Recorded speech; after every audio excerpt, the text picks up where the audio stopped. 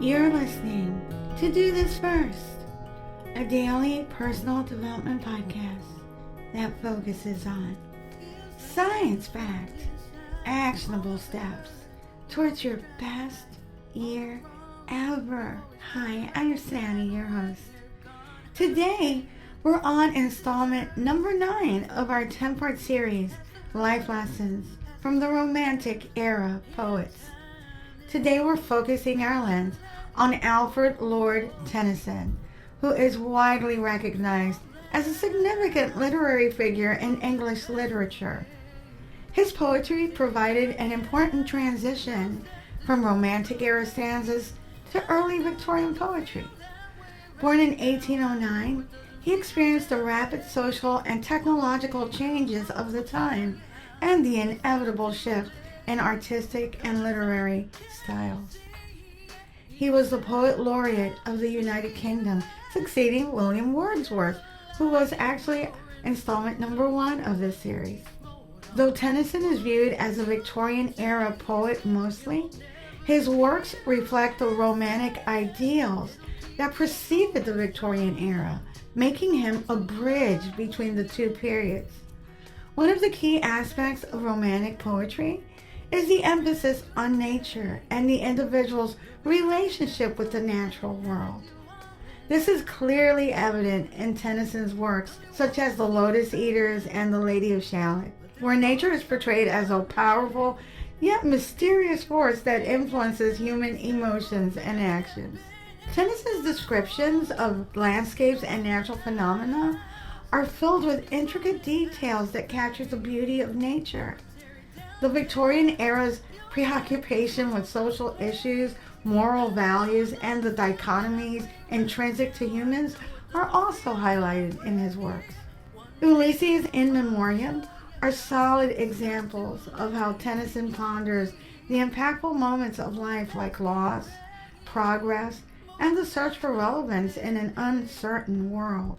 His characters struggle with conflicting emotions and desires, reflecting moral ambiguity and psychological depth often explored in Victorian-era literature. One of the ways in which Tennyson bridges the gap between Romantic and Victorian poetry is through his use of poetic form and structure. While many Romantic poets experimented with free verse and unconventional forms, Tennyson adhered to traditional poetic forms such as the sonnet, the ballad, the ode. However, he also brought a new level of technical sophistication and musicality to these forms, combining strict meter and rhyme with innovative literary techniques like imagery and symbolism. Tennyson's poetic language is another aspect that reflects his dual heritage as a bridge between Romantic and Victorian poetry. His use of rich musical language and rhythmic patterns is reminiscent of the Romantics, while his precise diction and attention to detail are characteristic of the Victorians. He had an undeniable impact on several writers of note of his time and beyond. One of the most notable writers influenced by Tennyson was Thomas Hardy, who admired Tennyson's ability to capture the beauty and tragedy of life in his poetry. Hardy's own works, such as The Test of Ubervilles and Jude the Obscure, reflect Tennyson's influence in his exploration of themes such as fate, nature, and the complexity of human relationships. Like Tennyson, Hardy used his writings to dive deeply into the darker aspects of the human experience, creating works that are both emotionally resonant and intellectually stimulating. Another writer who was heavily influenced by Tennyson was T.S. Eliot. Eliot was deeply influenced by Tennyson's works and cited the poet as one of his major literary influences. In his own poetry, such as The Wasteland and The Love Song of J. Alfred Prufrock, Eliot drew upon Tennyson's use of symbolism and allusion and psychological depth to create works that are intricate and multi-layered. Tennyson's influence on Eliot can also be seen in the manner in which both poets explored the difficulties of modern life and the human condition. Another novelist is Virginia Woolf. She was a novelist and essayist, and she was deeply inspired by Tennyson's work. She drew from Tennyson's lyrical style and introspective and emotional themes. In her own writings, such as To the Lighthouse and Mrs. Dalloway, Woolf emulated Tennyson's use of interior monologue and stream of consciousness to create works that are both introspective and innovative. Tennyson's influence on Woolf can be seen in the poetic quality of her prose and her exploration of themes such as memory, identity, and the passage of time. Yet another writer that was impacted by Tennyson's poetry was W.B. Yeats, the Irish poet and playwright. Yeats admired Tennyson's lyricism, musicality, and his emotional depth.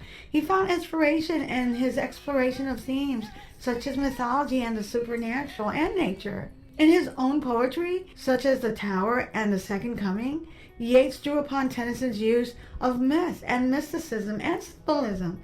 He created works that were both timeless and transcendent. Tennyson's influence on Yeats can be seen also in the manner in which he engaged with the supernatural and the esoteric qualities in his work. Tennyson's In Memoriam A.H.H.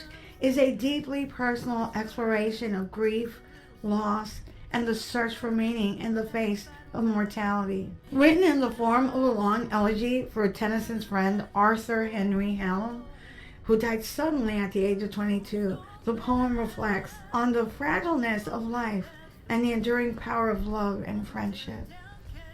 One of the key themes of the poem is the idea of transcendence and the belief in an afterlife. Tennyson struggles with the idea of Hallam's soul living in another realm and the possibility of being reunited with his friend in the afterlife. This theme of transcendence is encapsulated in the famous line, "'Tis better to have loved and lost than never to have loved at all." Yes, that line comes from In Memoriam. It suggests that even in the face of loss and grief, the experience of love is worth the pain it may bring. Through his elegy for Hallam, Tennyson also reflects on the passage of time and the inevitability of death. The poem is structured in a series of 131 sections or cantos, each reflecting a different stage of grief and contemplation. Tennyson's exploration of time and mortality is deeply philosophical, as he considers the fleeting nature of human existence and the eternal nature of the soul. Another important aspect of In Memoriam A.H.H. is Tennyson's exploration of faith and doubt. The poem is infused with a sense of existential questioning and uncertainty as Tennyson grapples with his beliefs in the face of tragedy. This tension between faith and doubt is a central theme in the poem, as Tennyson tries to make sense of the loss of his friend at such a young age and the larger questions of life and death. It's really not just a lament for his friend's passing, but also a journey of self-discovery and personal growth. Through his grief, Tennyson is able to find a deeper connection to the world around him and a greater sense of empathy for the suffering of others. The iconic line, "It is better to have loved and lost," that sentiment has permeated popular culture. It's referenced in songs, literature, films, television, and even in everyday conversations. Its cultural proliferation helps solidify its place as one of the most famous quotes in English literature. The poem also reflects Tennyson's broader concerns about the changing nature of society and the impact of scientific advancements on faith and beliefs. In Memoriam is considered a literary masterpiece, closely aligned with the late Romantic era and early Victorian era poetry. It's a transitional work that truly bridges both periods in poetry. The quote suggests a view of love and loss that is both comforting and wise, recognizing the inherent worth of emotional experience. And it's found in Canto 27, and I'll actually read it to you. "I envy not in any moods the captive void of noble rage, the linnet born within the cage, that never knew the summer woods. I envy not the beast that takes his license in the field of time, unfettered by the sense of crime, to whom a conscience never wakes, nor what they count itself as blessed, the heart that never plighted troth, but stagnates in the weeds of sloth, nor any want-begotten rest. I hold it true, whatever befall. I feel it when I sorrow most. 'Tis better to have loved and lost than never to have loved at all. This canto, particularly the famous concluding lines, encapsulates Tennyson's contemplations on the nature of love and loss and the intrinsic value of having experienced love despite the inevitable sorrow it may bring. The idea that it is better to have loved and lost than to have never loved at all reflects a widely held belief about the intrinsic value of love. While this notion is poetic and philosophical, there is some scientific research in psychology that can provide some further insights. While the loss of a loved one can cause sadness and emotional pain, the personal growth and resilience experienced in a meaningful relationship is often invaluable. Numerous studies have demonstrated that the process of overcoming grief can lead to stronger coping mechanisms and increased emotional intelligence.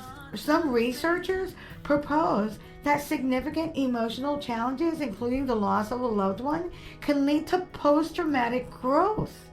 This refers to the positive psychological changes experienced as a result of struggling with highly challenging life circumstances. While the statement, "it is better to have loved and lost than to have never loved at all," is more philosophical than empirical scientific research, does support the notion that loving relationships confer significant physical and emotional benefits. The experience of love, even when followed by loss, can lead to personal growth, increased resilience, and a deeper understanding of life's complexities and struggles.